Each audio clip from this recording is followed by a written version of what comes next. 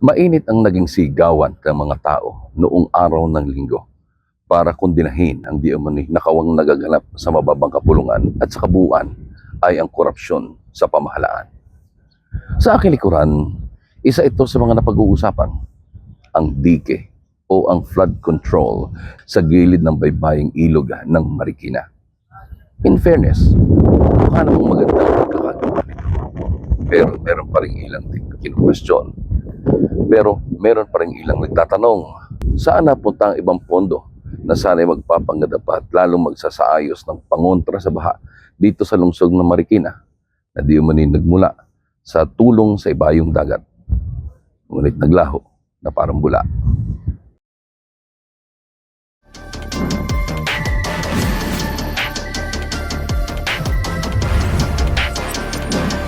Dagundong, dagundong, dagundong, dagundong, dagundong. Magandang araw po muli sa inyong lahat mga kaibigan. Isang episode na naman po ng Dagundong, ang ating pong pagsasamahan ngayon pong araw na ito. Siyempre, sa ngalan po ng ating mga kaibigan at mga taga-suporta, ako po ay nag-aanyaya. Samahan din po ninyo ako. Please click the subscribe button and the bell button para tayo ho ay araw-araw na magkasama. May ilan ho nagtatanong bakit mula ako pag Sabado at Linggo ipagpaumanhin po ninyo. Lolo duty. Hindi ko maasikaso na makapag-post. Pero ano't ano man ho ay huwag po kayong mag-alala. Lunes hanggang Biyernes ay magkakasama-sama po tayo dito po sa ating programa Dagundong. And likewise, once it's been posted, you can actually see me anytime of the day or any time of your convenience, mga kaibigan. Marami at iba't ibang panawagan ang ating pong narinig noong araw po ng linggo. May kaugnayan ito doon sa ating pagtuligsa sa walang patumanggang pagnanakaw at talaga naman hayagan na pagkurakot ng ating pera ng bayan itong panahon po na ito. Ang sabi nga ng marami, even the international experts, this is the worst. At talaga naman pong napaka-iskandalosong issue ng korupsyon sa kasaysayan ng Pilipinas. Nakakahiya, pero talagang ganon, sabi nga. Masakit ng katotohanan. And that is the sad reality.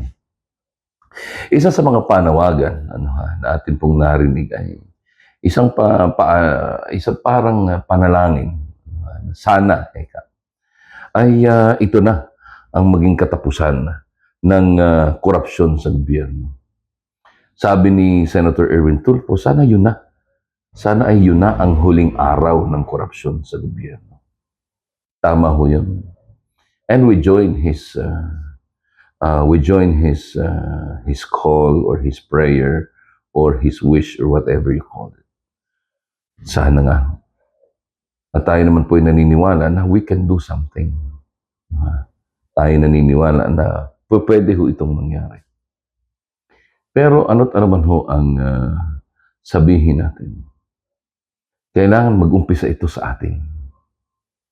Kailangan natin itong simulan sa pamamagitan ng paggawa ng mga naaangkop na batas upang nang sa ganon ay hindi na ito maulit, hindi na ito mangyari.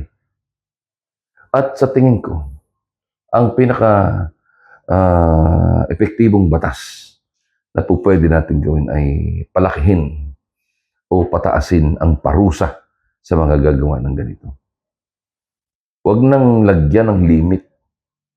The fact na ikaw ay kumuha ng pera ng gobyerno sa iyong pansariling interes, itinago mo, at pagkatapos ay ginastos mo na parang iyo, yan ay pagnanakaw. And the fact na yan ay ninakaw mo, yan ho ay dapat na ituring kagad na pandarambong, gaano man kaliit o kalaki. Ito'y isang uri ng ika nga ay harap-harapang, tama yung sabi, paharap-harapang pang-hold up. Sabi ni Senator Bongo, na parang hinold up tayo. Di ba?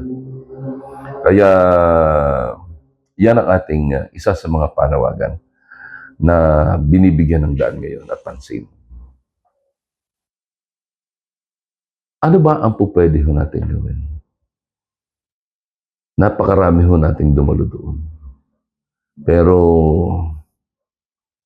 isa lang ang sa tingin natin ito pwedeng mangyari kung ito ho'y aagapan ng isoli ang pera ng bayan. But the question is, sa panig ni Martin Romualdez, paano niya isusoli yun? Naibili niya na ng jet, private jet at iba pang mga luho. Diba?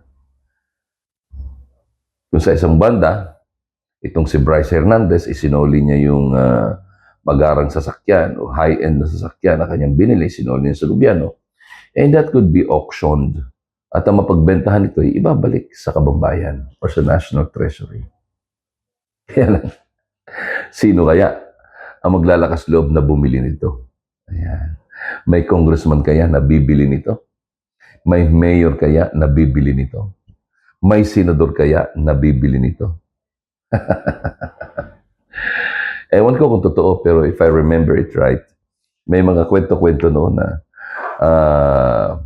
may mga pinasagasaan sa Pison na mga luxury vehicles, na mga smuggled, hindi dumaan sa tama. Pero yung isang sports car, kinuha daw ng di umano, kinuha ng isang senador. Hindi naman nabanggit kung sino. Kung meron man dyan, tamaan na lang bato-bato sa langit. Kung meron man. Kung wala naman, hindi, salamat. At kayo nananatiling tapat sa inyong tungkulin. Pero again, sa panawagan ito ni Senador Tulfo, ay parang ito'y isang suntok sa buwan, Mr. Senator.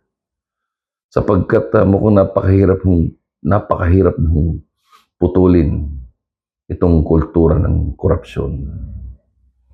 Ito'y parang naging bahagi na ng ating buhay. Sapagkat if we could always remember, even our Lord Jesus Christ, He was crucified. He died dahil ho sa korupsyon. Pero yun ho ay destiny. Yun ho ay isang bagay na kailangang mangyari upang tayong lahat ay tubusin sa pagkakasala.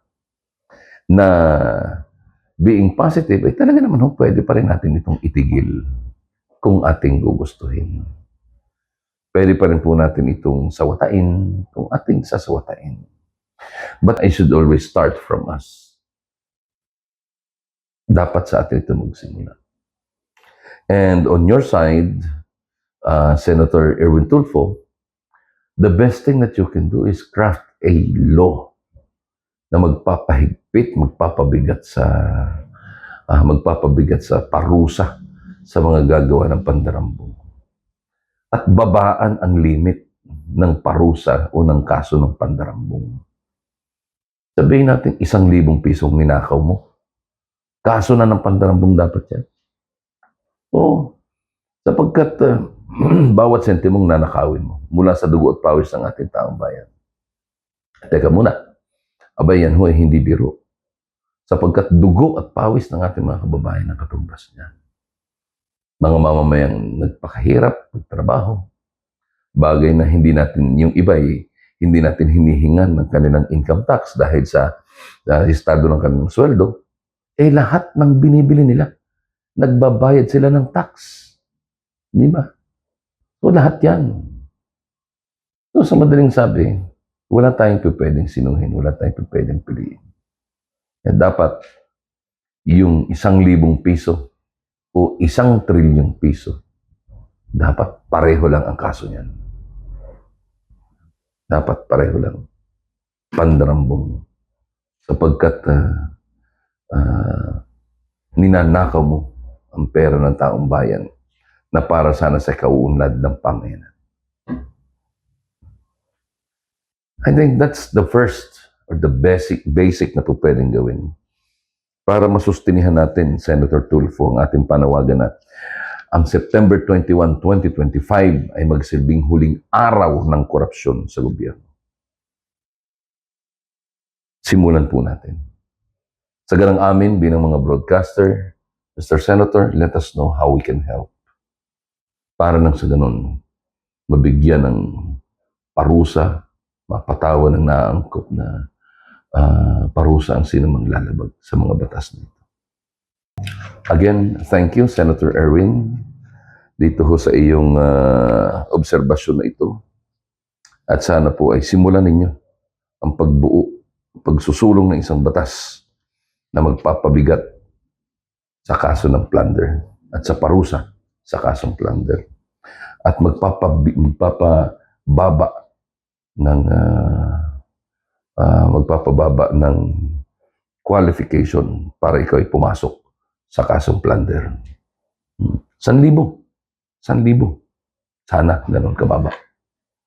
Para marami hong matakot. At pagkatapos, pag nahuli, ay tatanggal siya ng karapatang pantao. Ihaharap sa madla. Mumurahin. Pagsasabihan, sasampalin, sasaktan. Dapat ganun eh. Dapat ganun. Pero, mga Kristiyano tayo, hindi natin kayang gawin ganun. Di ba? Siguro tama na lang yun.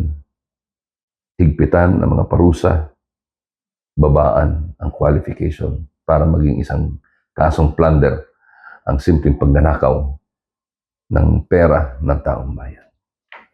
Marami pong salamat muli mga kaibigan. Sana sumayin niyo po ang isa pang edisyon ng ating pong programa Dagundong dito po sa YouTube. Ako pa rin po ang inyong yayamanin, sex at swabing tagapagbalita at komentarista dito po sa YouTube. Ron Ramos po. Hayaan po ninyo, hindi po tayo titigil.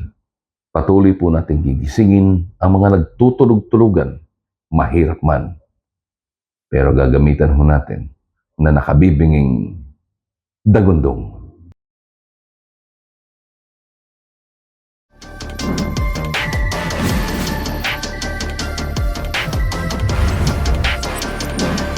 Dagundong, dagundong, dagundong, dagundong.